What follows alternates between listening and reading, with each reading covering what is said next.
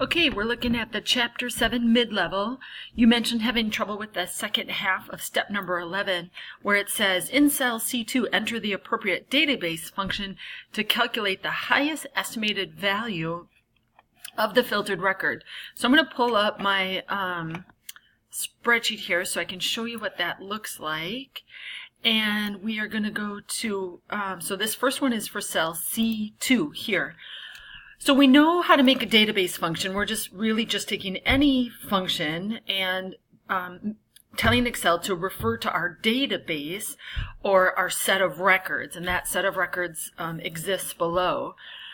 So for us, we want the highest, which means that's the max function. The first input value or argument for that function is it wants to know where the data exists. Well, we have a name for our data, and in fact, I'm going to enter away from this.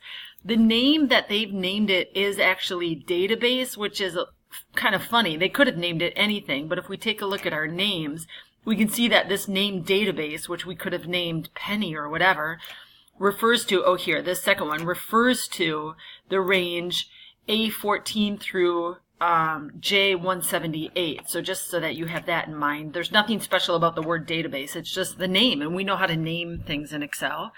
Okay, the second input or argument to this function is what field you want to refer to, and we want to, in the instructions it tells us, we want to refer to the field called estimated value, and it looks like this, EST period value. So that's why it's spelled, it has to be an exact match.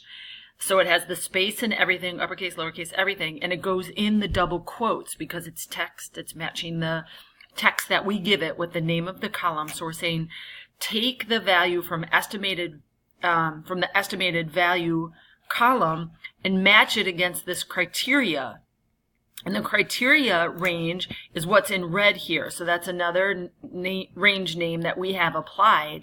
And then it's going to return to us the highest, the max from that. So I'm going to hit enter, and there's our answer. The highest estimated value that it can find in our database is about $11,000.